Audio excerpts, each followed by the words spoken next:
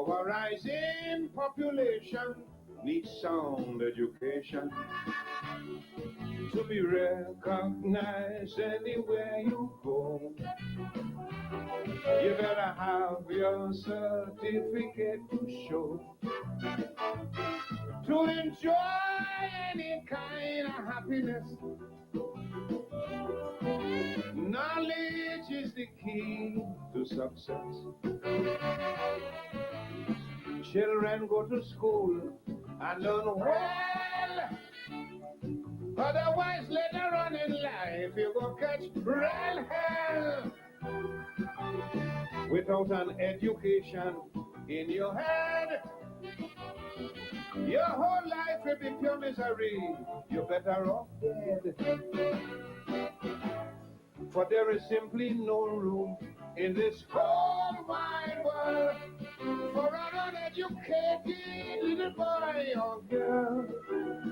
Don't allow idle companions to lead you astray. To earn tomorrow, you got to learn today. Bada, bada, bada. Oh, God. So education sweet.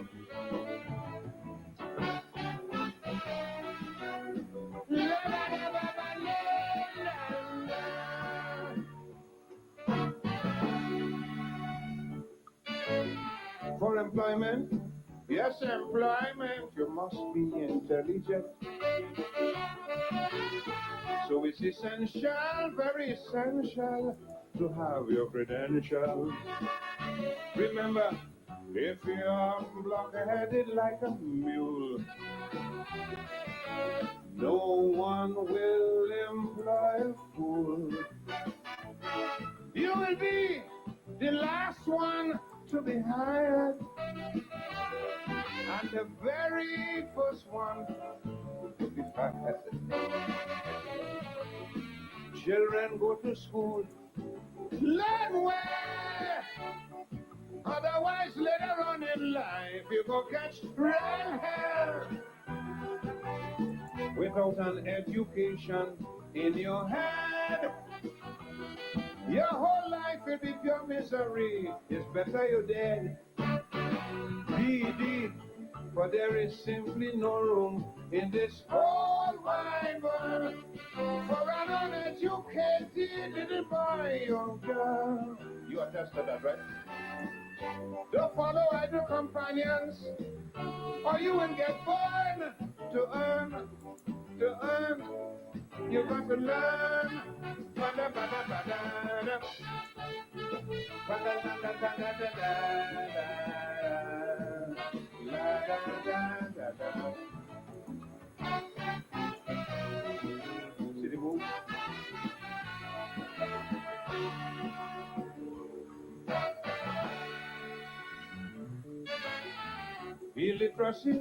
Illiteracy is man's greatest enemy. So it's your duty, yes, your duty, stamp it out completely. Ignorance always impedes progress. Education saves you much distress. So learn as much as you can. This nation's future is in your hands. Children go to school and learn well. Otherwise, later on in life, you go catch real hell. Without an education in your head, your whole life will be pure misery. You're better off dead. For there is simply no room in this whole wide world for an uneducated little boy or girl. Don't allow idle companions to lead you astray. To earn tomorrow, you got to learn today.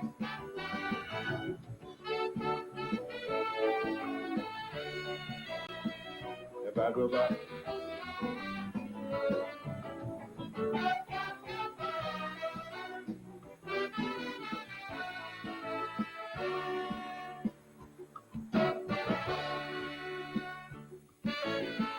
It's a treasure, yes, a treasure beyond any measure. So secure it, just secure it.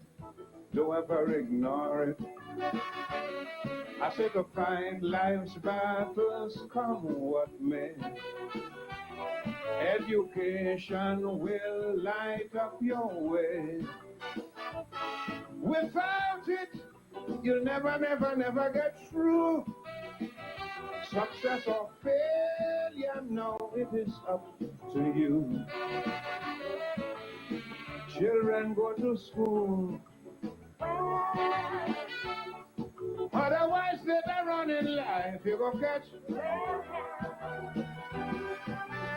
Without an education, your whole life will be pure misery. You're better off. For there is simply no room in this whole wide world for an uneducated little boy or girl.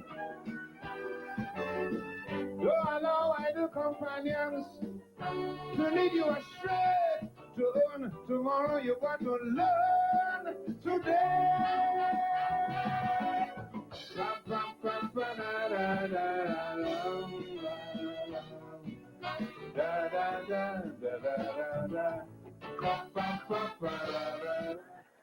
And a man, a fig and a pig and a... Tell them what you think.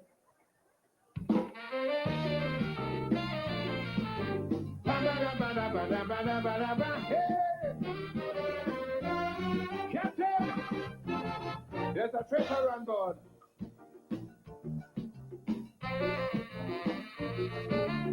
You tie the shoelace good enough. This shoelace, I feel you trying to strip me, you know. This shoes you like. Tie the thing good enough. You want to see me fall down here so you could laugh? Well, according to the education you get when you're small, you will grow up with true ambition and respect for one and all. But in my days in school, they teach me like a fool. They think they teach me I should be a block-headed mule. What they teach me? They tell me pussy has finished his work long ago. And then they say, Salamana Gandhi, born on a Monday, the ass in the lions. Then they say, winking, blinking, and... You know the song? Putty Lucy tail and the guitar fighting to get monkey liver soup and dime. Bedtime stories. That's to put you around the stick. Banana, oh, oh. The poems and lessons they write and send from England impress me. They were trying to cultivate comedians. Comic books make more sense. You know it is fictitious without pretense. J.O. Cartridge wanted to keep us in ignorance. We said, Humpty Dumpty sat on a wall. And then he said, Goosey Goosey yonder. Somebody ball, ding dong del mama yo. Alright, K-K-I-T, and Dan is the man in the round.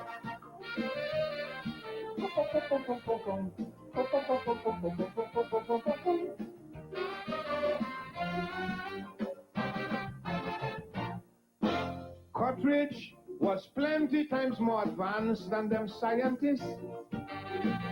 I can't believe that one man could write so much damn foolishness. Aeroplanes and rockets didn't come so soon. Scientists used to make things up in balloon. This time, Cartridge did not make a cow jump over the moon. And then he said, Tom, the piper's son, stole a pig and away he ran. And once there was a woman who lived in a shoe. She had so many children that she didn't know what to do. Hickory, duck.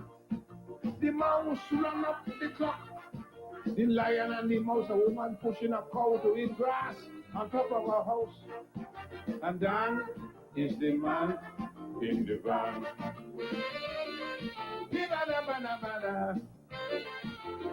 You remember them days?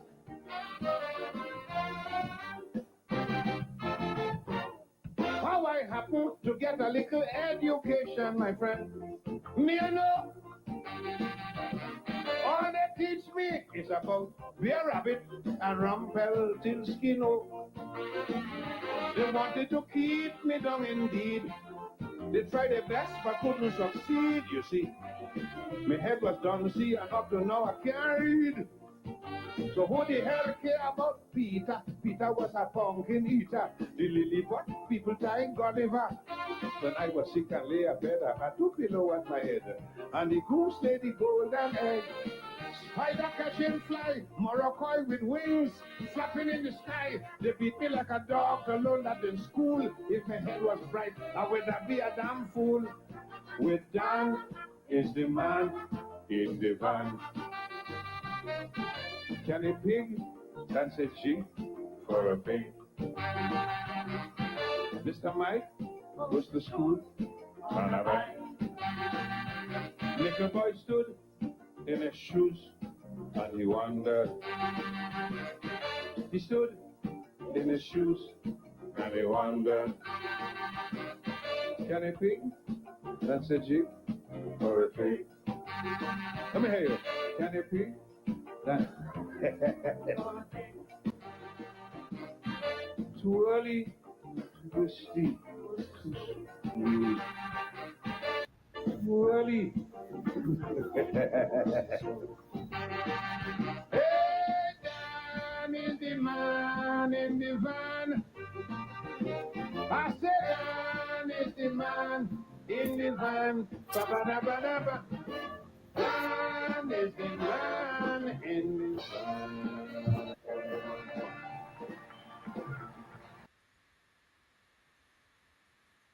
The master himself, the mighty Sparrow, Slinger Francisco, Dr. Slinger Francisco, the greatest of them all. 2 sides of education, 2 dimensions of education. Education as an imperative for social mobility for all of us. But at the same time, that education was tinged with colonial overtones. As Sparrow said, if his head was bright, he would be a damn fool. Dan is the man in the van, a classic for the old timers. You will remember that. Good evening to all of you, and welcome to Politics 101. It's a Tuesday evening, and Dr. Henry Jeffrey is here. We're going to be talking tonight about the role of third parties in Guyana society, and what comes with that. As you notice, the public servants got a raise today. 10% this year, 8% next year. What's new? What's new? Oh my God. The cash grant is still belly aching.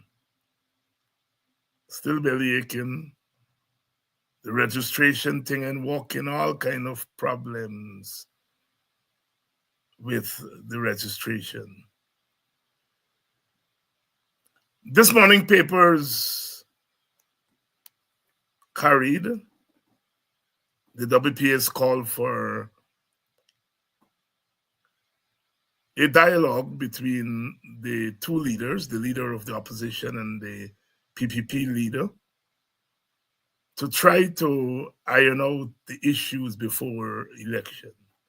Our fear is that if we go to an election where one side is not satisfied with the rules, we're heading for trouble.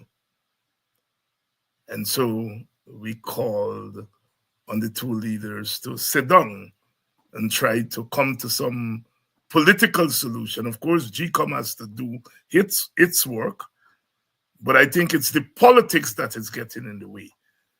And so WPS called for the two leaders to begin a dialogue. We'll ask Mr.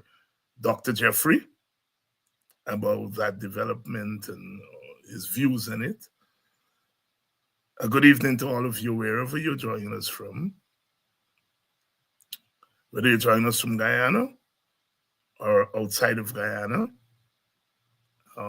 whether you're joining us from as far as Europe, the Caribbean, North America, some of you from Africa.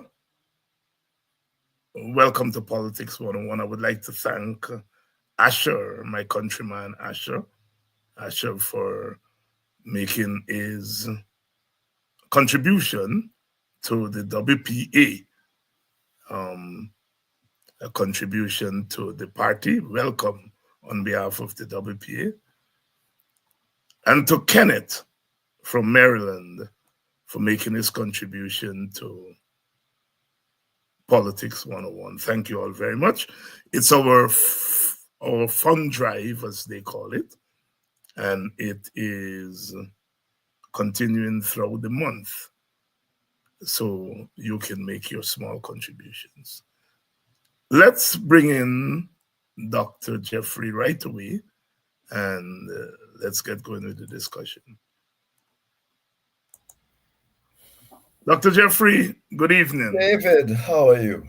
Well, it's Christmas time, and I'm hoping that we get a little ease from the politics. But knowing what I know about Guyana, I doubt. That's not going to happen, David. That's not going to happen. Christmas time is when what has happened today has happened, and that's going to be discussed for the next couple of weeks coming up. Whether or not 10% at the beginning of January is still 10% at the end.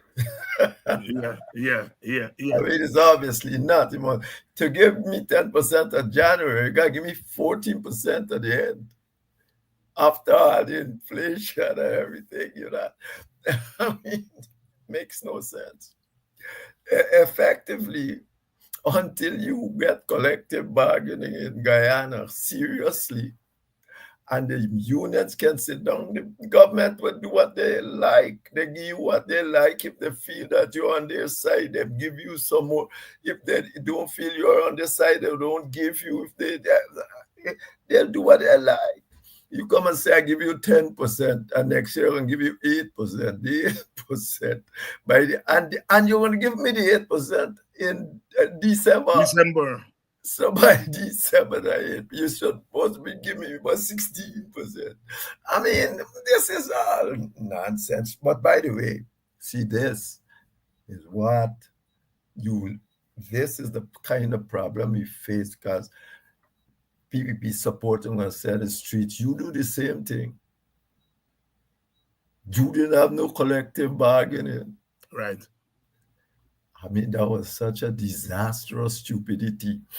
Your people that more or less support you, you not gonna talk to them about your own wages. You can come down and say, we give you 75, 77% as they're saying, but it is not for you to give. The government is not there to determine people's wages, your workers' wages unilaterally. No employer should be in a position to unilaterally determine his employer's wages. You got trade unions, you got organization, you got negotiations. But that is what you did. So when now the PVP do it, what are you going to say? Indeed, you did the same, even work. You did the same thing too. You pay them at the end of the year just the same. It's like if there was madness. Dr. Jeffrey, what goes into the thinking of governments? Because you've made a very important observation that the last government behaved the same way. Um, and this government is behaving the same way. What is it that goes into government thinking when they come to contemplate public Knowledge. servants' wages? You were just talking about education and knowledge. Half of them know what they're doing. They know what they'll try to get at, but they don't know where they're going. Explain to me then, if that's not the truth, because I don't think they were just bad-minded, but they thought that's the way to do business. But obviously that wasn't the way to do business. It couldn't have been. You have your own supporters. Oh, you say give them 75%, 77%, but it's not for you to give them. It's for them to have representation in a proper democratic government and represent themselves. You want to be in a position like a little dictator, just like the PPP. Give them. You want to give them. You don't want them to sit down at the table, negotiate on you or what they got, what they'll get. They might get more, they might get less. But it's the process. Look what happened to the teachers. The teachers had a great break, and then suddenly they fluff it. The court tell them, go and do something. They never went back to the court. Instead of that, they make a deal. What's going on? I mean, what's going on? Collective bargaining is central in any organization if you are going to get fair wage.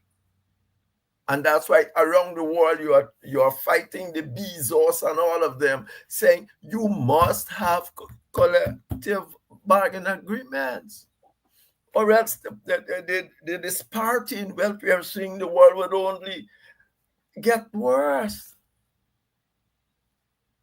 This is what we have on the ground. So when people come and you see that's it, you go, it's some question. You started off by sparrow and say you go to school to get more ignorant or something. That is it. Knowledge. 10% to public servants whose wages are already depressed. In real terms, it's not even 10%, as you pointed out. It's not even 10%. What is the objective? I suppose the objective in raising wages. The objective is to keep Black people poor, so they're going to be forced into the PPP. I said that 10 years ago. It's the same story. It's the same story. And if the PPP want to deny it, they could, but there's a scientific way of doing it, David. You can do an ethnic disparity analysis. Britain did it, Australia did it, and show how Black people have benefited under your regime. Show it. This whole discourse can finish tomorrow.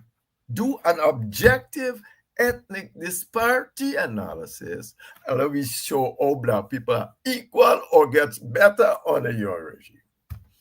Because what they've just done here, they've been doing since when? Since the 90s. They've been giving you increases at the end of the year. That is much less than it would have been at the beginning of the year. If you give me 10%, what 10% can buy in January can't buy in December. You're lucky. Some things you can't buy 5% of. That's right. So you have to be, and you've been, but when you came to office, you did the same thing. And well, I know that too. Maybe you believe you won't have to leave office. That's true. That also is ignorance. If you're in a democratic system, you must be prepared to lose office. You must create the ground so that if you lose office, you and your supporters will not be worse off. So that's it, David. Dr. Henry Jeffrey here addressing the announcement today that public servants would be getting a 10% raise this year, retroactive to January, and 8% next year. And of course, that 8% they'll get next year, December, retroactive to January. It's the economic ill treatment of public servants who are mainly of African Guyanese descent. So, it has ethnic consequences. It has consequences of poverty because wages are supposed to do two things. In the first place, to deal with the present cost of living, and the second place to help you to alleviate poverty. And clearly, 10% of the already depressed wage of public servants is nothing. And more than that, given the wealth that we have now, government cannot make the same excuses that they made in the past, which is that they didn't have the kind of money to pay the wages that the unions were demanding. In any case, this government and the previous government, as Dr. Jeffrey has been saying, they have not sat down with the unions. They have not. They've both flouted the principle of collective bargaining, a principle that was fought for by workers over a long period of time. Dr. Jeffrey, let us move to the cash grant issue. We talked about it the last time. The problems have not gone away. We are hearing all kinds of problem with this registration. What it has come down to is whether this registration was necessary or not. Your take. Well, first of all, if we talk about the cash grant specifically, remember, first of all, the PPP wasn't giving you anything. Right. They didn't believe in anything. Forced into giving you something, they decided to give $200,000 per family. Overnight, they come up with this thing. Then, how they're going to distribute this $400,000 become a problem. So they decided to give everybody over 80 years old. Now, I said that. I said it now. You got to watch how they're moving with this thing because this thing like a registration for elections. And that means that the PPP will authenticate. Once they collect the cash grant, they can be authenticated as Guyanese for the most part. They got ID, they got cash grant. How you can tell them they can't vote? I'm telling this thing got a whole lot of dimensions, and I hope that you people in the political process are looking. I know the PNC have good, very, very good elections people. There's no question about it. They beat the PPP in 2011, and in 2015. When they lost, they were in shock. Bart started blaming the party officials. Oh, they didn't work hard enough. 2015, he got election petition. He won the whole list, change everything, sharp, shell-shocked. And who did that? It's Carbon. That's same Carbon everybody was thinking about. Carbon's coolest time, but these chaps, Carbon knew elections, they know elections. And effectively, they got people that knows election. What the PPP is doing now is to make sure that they don't happen again. They get rigged twice by the opposition without the Americans calling them to rig it against the opposition, like happened in 2020. They manipulated this election twice again. Because now, look, it's only 20% of people and 22% of people in this country believe the election is are really representative. What you think, because what's going on is so widespread, we can't. Party people will not say it openly, but everybody knows. Everybody knows what's going on. So this cash grant thing got a whole lot of other dimensions. The cash grant itself is just I don't know. No, that you said we have money. When you said you're gonna talk about new parties. Look at 17 of ANOG report. Wait, said, but what did ANOG little thing say? It said ensure that a basic income is available firstly to those in need, but eventually to all Guyanese. And this, they went to the 2020 election. They went to the 2020 election with that. That is what should happen when you got the kind of wealth we have. Certainly look after the poorest first. Look after them. And that is what, I know got its own problems, but you don't hear them talking about these things. That's why I said they better reset and know what they want. No. Because that is in their manifesto. You would have thought they would come out and take some credit or something, but they're totally lost out of this whole thing. So effectively, that's the way to go. The UN Development Goals says that's the way to go. It says go. Nobody in the world, as a matter of fact, they left it to countries to do it according to their own opinion, but nobody in the whole world should go to sleep without some basic things. And therefore, your basic income is important. And that's why that said, for the first, look for those that think. But as you get wealth, everybody should have a basic income platform.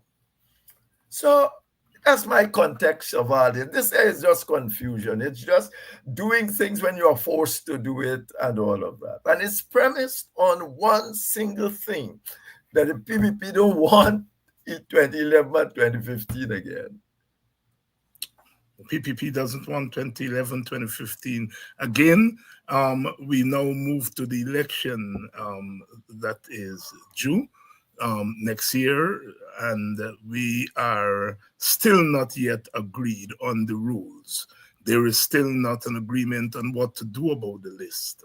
There is still not agreement on what to do about voter impersonation, the use of biometrics.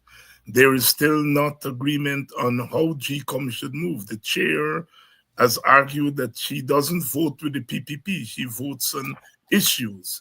And so therefore we face another election, Dr. Jeffrey, in which one side or the other would be disappointed about the rules and we would be going into an election with confusion over the rules, with the possibility that one side would not accept the results. Am I overplaying this issue here, or is it as serious as I am making it out? But it must be a serious issue. Anybody that knows election. First of all, let me go to GCOM. GCOM is supposed to give independent analysis of what is best for Guyana in terms of electoral processes. That is what GCOM is there. It's just not there to run election. It's there to improve the electoral process over time. Now, you have a funny arrangement at GCOM that divided between government and opposition and all of that. Therefore, the chair must have total blame here. You can't worry the two of them. The two of them going to want what they want, and the other side would have want. Steve Bally tried to deal with this issue by not voting. He says only one issue he ever voted against. Cast his vote thing. But that's a move for sterility. It's a sterile thing. Because if you don't vote and the two of them don't agree, status quo remain. And who wants the status quo? The PPP. The PPP don't want anything change. They wanted the status quo. And if you don't vote and take a side, so the chair must take a side, but the side must be progressive and the side must be done in an independent manner. But if you go and vote all the time for the PPP, please tell me how the PPP are always right. Since when? Mm. And it's not, as I said in my article about that, it's not that she can't do anything about it. Her job is not only to run elections in Guyana, but to improve the structure of election, totally independent from the PPP, PNC, everybody. And to at least, for instance, you are talking about biometric. No, she should long ago have said, hey, let me analyze this biometric thing. Let's come up, because it's, even if it wasn't in the air and it's in other places, helping to make elections better or whatsoever, and you hear the noise, you didn't even have to hear the noise. You just read about it and you come and you got to put it to them. You got to say, look, we want to improve the electoral process. We would like to always to have free and fair. Therefore, biometrics seem like a way we should go. All right, but let's start quarreling. Say, all right, I vote that we do an analysis, get somebody who know about this to vote, do analysis of whether or not it's useful in our context. And then we see where we go from there. I wait for them to finish, no big discussion or nothing. Essentially, you are the boss there because of the structure of the situation. You are. Don't tell us you vote always according to what you believe is right and tell us then that the PPP is always right. Dr. Jeffrey, let's take a listen here and then get your comments on the other side. Here we are.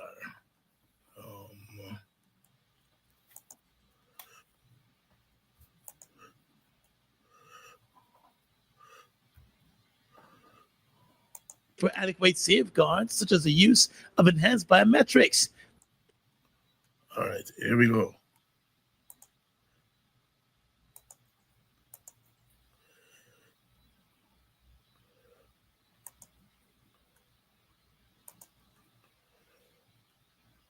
With general elections set for next year, the Working People's Alliance believes it is imperative for President Irfan Ali and the leader of the opposition, Aubrey Norton, to engage in dialogue with the aim of finding solutions to the many challenges confronting the Guyana Elections Commission.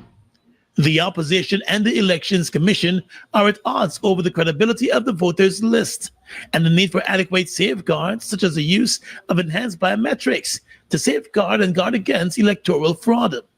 The Elections Commission is also facing concerns of bias. With a number of the issues requiring legislative changes, the co-leader of the WPA, Dr. David Hines, said a political intervention may be needed. Such a solution must include a shared agreement on the rules, the architecture, and a code of conduct for the elections. This is an imperative given what is at stake. It is clear that GCOM finds itself a prisoner of the logic of our political divide. A political solution at the level of the political leaders would release the shackles from GCOM and allow that body to do its job in an impartial manner. Dr. Hines reasoned that such a solution would remove the growing anxiety in the wider population and restore a sense of confidence in the electoral process. He said the Working People's Alliance's first preference is for the leaders to take the initiative and begin to meet on their own accord. But given their vast differences on the fundamental issues at hand, it may be necessary for some form of mediation. The party proposes a combination of local, regional, and international mediators. Dr. Hines warned that the failure to find common ground can put the country at risk of there being heightened tension as the country moves closer to next year's elections. First, we are putting our national cohesion at great risk. Our fragile national compact simply cannot withstand another election which is mired in controversy because our major political actors disagree on the rules. This is a sure recipe for prolonged political instability, which, given Guyana's ethno-political divide, could disintegrate into overt conflict. We have been down that road before. And he also warned that political instability can take a toll on Guyana's economy and hamper economic development. Economic development in a petro state which is mired in political instability is a non-starter. We have already seen the early signs of how a drift in the direction of autocratic rule is being hastened by our newfound wealth. Controversy over how the oil economy should be managed, how the revenues should be distributed, and what should be our socio-economic priorities will be compounded by a hyper-acrimonious election. The Working People's Alliance believes the two leaders must arrive at solutions that would restore the public's trust in the electoral machinery and allow for a free and fair election come 2025. Dr. Jeffrey, your comments on that, what you just heard there. All right, let me try to say this, that I totally agree with you. First of all, nobody should go to election. No, GCOM should not allow any elections to go when there's this total dispute about the format and the election list and all of that. To do that will be almost criminal, particularly when you have not spent enough time to independently look at these matters. Yes, your position is, in the first place, the Caribbean people, the European Union always say there must be consensus on the election process or of that structure. How are you going to go when only you think it's going to be? I mean, it doesn't make sense. You are going there to win government. You want to win government on your rules. Hello? Yes, all over the world, people try to rig and manipulate election. Only when gerrymander come, not from America, it came with Captain or Brigadier Gerrymander, whatever his name was. So that happens. But what we are in the 21st century, come on. And so today, before you go to any third party, the chair should do what she's appointed. She's the only person that's appointed there as independent. Nobody else is appointed there as independent. You can't get people from the PNC or PP executive and all of and call them independent. She is independent individual and should behave independently. And she's not. By her own words, not by mine. She's been voting on one side all the time. You can't just do that and tell me you are being independent, unless you've been audited externally by some, as you said, group of people that know and say, well, that is the right way. PNC can't be always wrong. I mean, I know there are lots of times wrong, but not always. So effectively, yes, you are totally correct. The process, though, must start with the chair. She has the capacity, like she had during the election, to deal with all the problems that came up during the recount and all that. Remember? Oh, I don't have the permission. I think it was the Anna leader now, or chairman, who come. I think he's the first one to come up with it. This need cross-examination. What did the CJ say? What did our own court said? That GCOM has all the powers and should have finished their issues right there, deal with it. Those who disagree with GCOM's decision, at the end of the day, after they looked at all the problems, could go to an election petition. But enough for GCOM not to complete their job. International best practices said so, that the election commission should have the power to deal with all the issues to come to a final decision. You can challenge the final decision in court, not they claiming they ain't got capacity to make their final decision and call elections all sort of bogus statistics. What kind of thing is that? And that's what happened there. So the election, and not the commissioners, their party people, but she take a hard job there, and the job is indeed not only to say you are doing the right thing.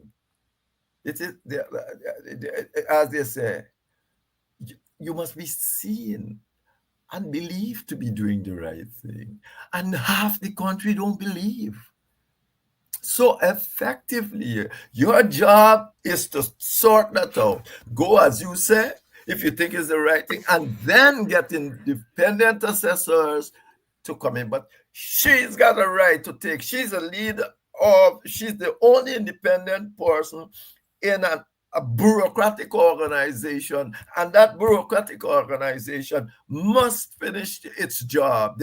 Finishing its job means making all proposals, not only to carry out election, but to make the elections process better, and then make your decision based upon objective analysis. And if anybody quarrel, do an international, as you say, or national analysis to say you were correct.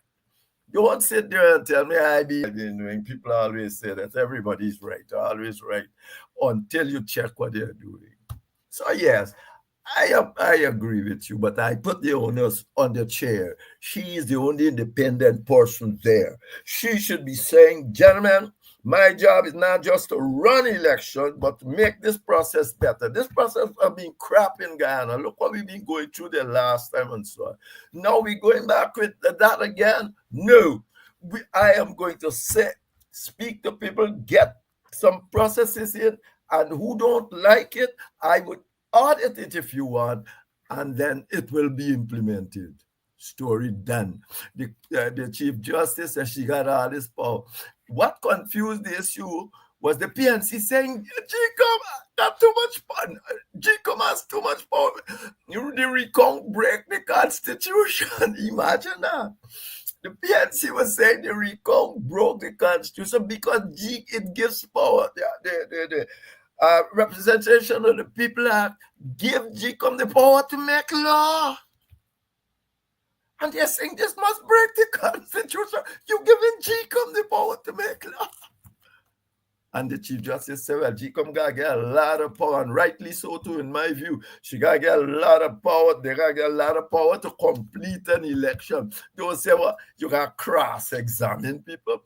The biggest company in the world, the richest companies in the world, that make some serious decisions.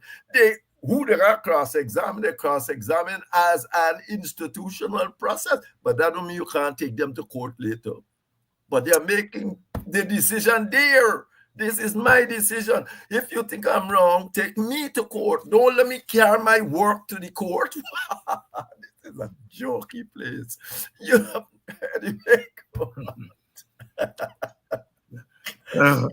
Dr. Jeffrey, in your column this week, you said in part, and I quote, in Guyana, even before independence, identity politics based on ethnic differences had coalesced into political cleavage between Africans and Indians that has allowed one to easily predict electoral outcomes that leave one ethnic group at the mercy of the other.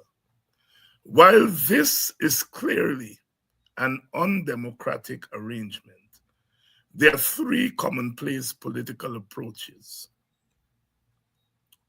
One, efforts to protect ethnic governmental power by maintaining the status quo.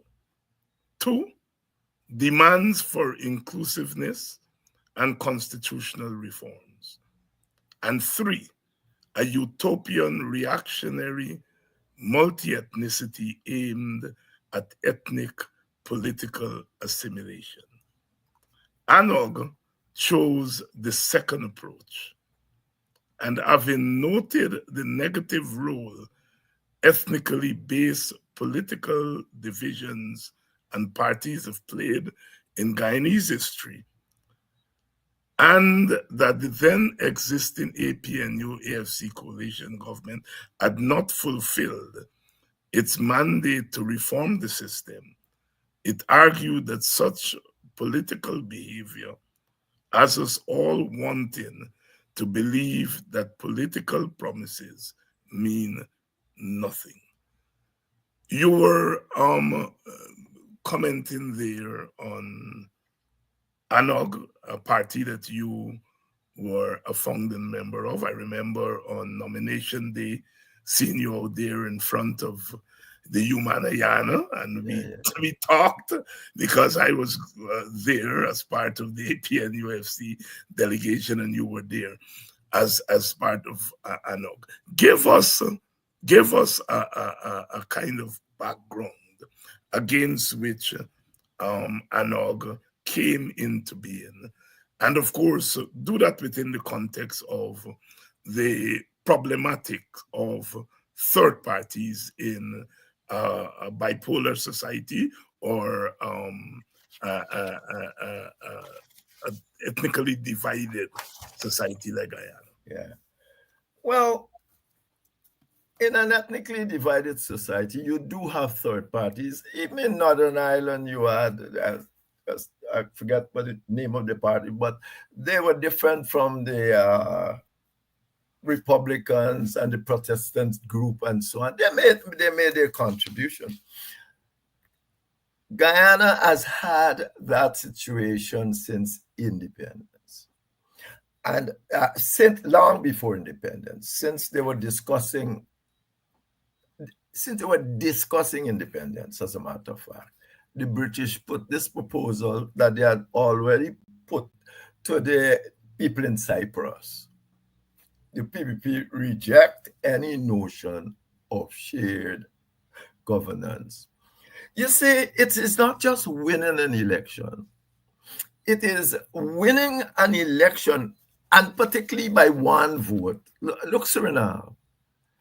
If you can't be president if you don't have 2/3 of the votes. So when you see Suriname making the progress it is making, it is largely because no president can get away by talking to the opposition. None. Imagine you are saying you want, in the previous piece, you had said they must get together and talk. But look at the president tell the opposition, I'm not talking to you because you say I rigged the election. And they've been saying the opposition rigged the election all the time. And they're both rigging elections so far as I'm concerned. So he just don't want to talk to them, because to speak to them would not allow him to behave in the manner it's doing with the resources of the people of this country, to talk to them. So yes, your position was correct, that essentially they should speak, but that itself, in my view, is utopian, given the road the PPP is on. Just unilaterally spend all the money, do what you like, distribute to your supporters, keep everybody else poor. The Amerindians, I know, well, and all that sort of a thing. Therefore, from what I am saying here, it means quite clearly that they, what we have, the situation in which we have grown into is a situation that essentially allows a British kind of model to exist. The analog determined that this is so, and they you remember what they say, even in the top of the first thing they say, our party undertakes that it will never enter collision with anybody of any political party for purpose of securing jobs. In its first manifesto, it says, through constitutional reform, establish a system of shared governance that provides security, stability, and equity for Guyanese of all ethnic groups. Anok then was saying, look, we are going to fight for shared governance. I heard some people in Anok have been saying, well, you have not been hearing a lot from Anok about these things. This is a very progressive thing. You've not been hearing anything from them. But you heard some people saying, but the people vote against, by voting against us, the people vote against shared government. It's not nonsense in an ethnically divided society. When you got an ethnically divided society, they run with the ethnic group that's going along. I don't ever believe it could got even a 1 or 2 seats, more than that, because it's not going to happen. The party leaders got control of the arrangement, and they're going to vote. They're going to turn up in the masses and vote. And if it is true that people vote against Anok, vote by voting, not voting in any large number for Anoks, even to get a seat or so. If that is true, and you have to give that up, maybe that's why they give up the one too about the universal basic income, because they say people vote against it. But is that true? You think any Guyanese vote against basic income? Today, look what's happening with the measly $100,000. Mm-hmm. Everybody wants it. They didn't vote against their context. What they are voting against is for one party or the other to take government. They don't want the other ethnic group to take government. But Barjagyo said it during the teachers' strike. When they said, but people from your community are coming out. He said, yeah. They must think this is not political. But look what happened at election time. Some confusion to that effect. So that is where we are. It's a myth to try to think we are anywhere else. And as I said, the PPP was beaten in 2011 and 2015. Now by no people coming out and crossover vote by rigging elections. That is what they've been doing forever long, both sides. And then that's what happened to them again on 2020. That's what happened to the other side. So they're basing all their cards on doing the same thing again. And it's not a good card. It's not a good card, not only because it doesn't secure the ethnic groups in a developmental mode, but more than that, because it's immoral. You can't have only 80% of the people in the country that you call in a democracy don't think you might well be not representative of what they vote for. That's what you have here, David. Mm. If I missed any point, you think just ask. No. What in a society like Guyana, what is the role of quote unquote third parties? I mean, it's an issue that we've been grappling with. The moral, just like you have been over years. Mm. That is about all you can do. It's a moral kind of thing, man. This is what should have, just like what Anok tried to do. It's a moral stance. And if you perchance get involved, I mustn't say that because you were involved. But if you perchance get involved, it's to stand, take your ground and say, this is our position.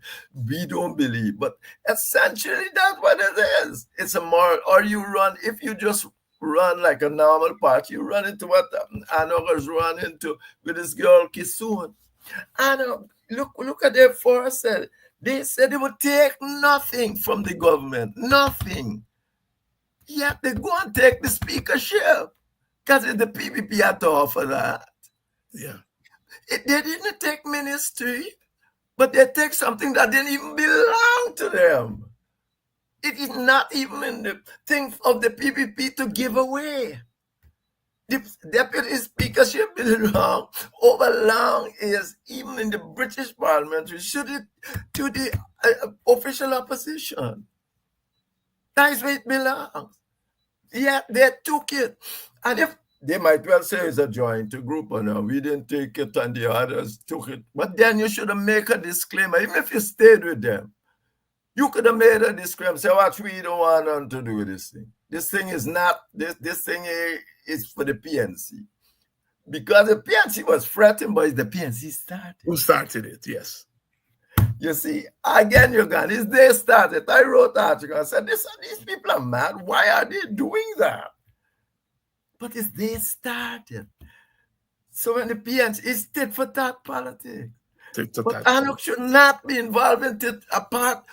I help any party to continue with the tit for tat politics. ANOC should stand up outside and say, no.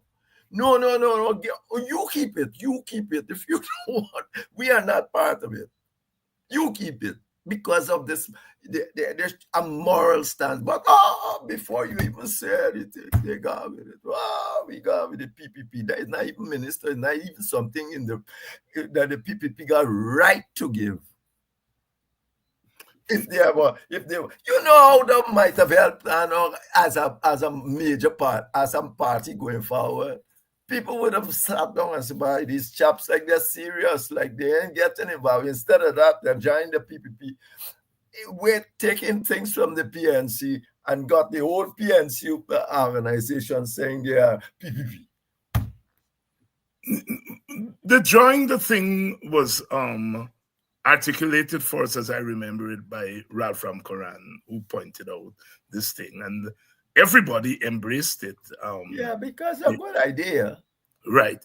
Now GCOM is saying that they made a mistake in implementing the thing. What do you make of that? That's what they're saying. They said they made a mistake in how it is implemented. How it is implemented, yes. Right. And but it's a new thing, it's something new. But it shows you another aspect of our life. Every minute you wake up, young people are different. Who doing this crap? Who sit down and they don't want to leave? Don't want to leave. A young person. Yes. That's very good point. So, but it's actually, they had got an agreement. Once they decided to take it, they had the agreement. And the woman refused to go, and she's encouraged by the PP, or she'd have gone. People would have said, we call her thing a voter. She would have gone. The PPP encouraged her. Indeed, when you sit down and think of it, you might ask yourself, didn't the PPP encourage the whole lot to give her instead of Arnold?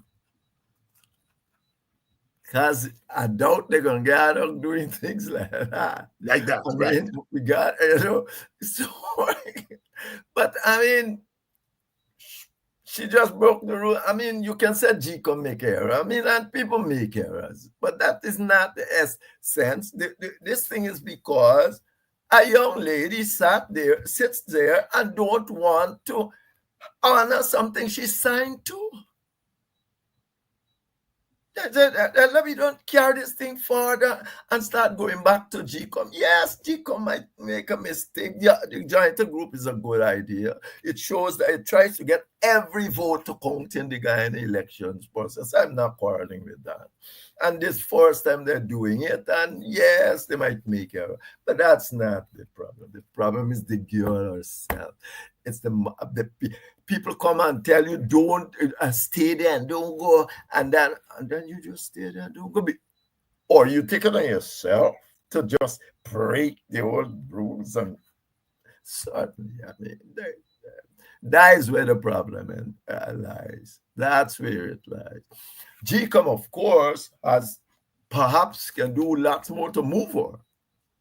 The chairman can call some at a meeting and said, I'm voting that we move to move her, and vote with those who want to move her.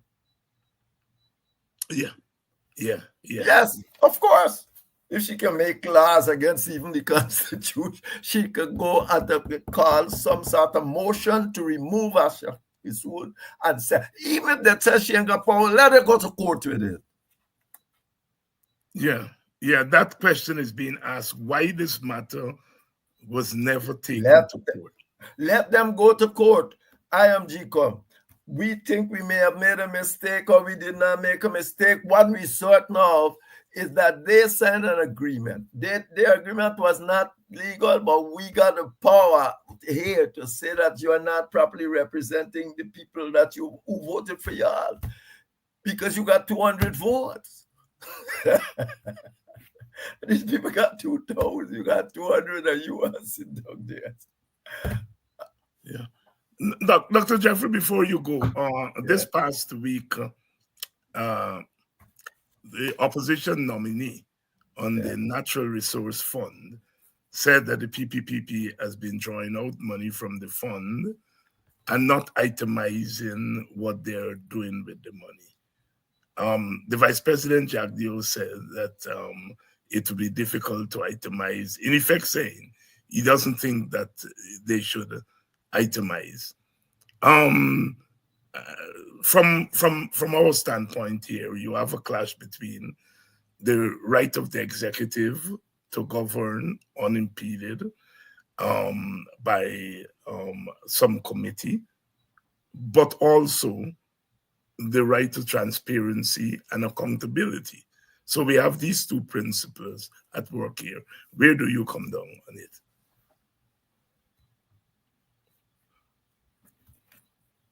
How much money is spent out of the fund, from what I understand, goes to Parliament. Mm-hmm. If you had a proper Parliament can ask for, please, what is it this money is being spent for? And how much of this money you are spending come from the fund? Yeah. So it should not have been a problem simply for them to do that, because they're going to say, oh, we have put it in the, what the government fund called? Consolidated fund. Yes, and therefore it thing. No, but you don't have a proper Parliament. All you got is a government give you all sort of counter answers. So the question of Mr. Jack, you said it'd be difficult. It's not that difficult.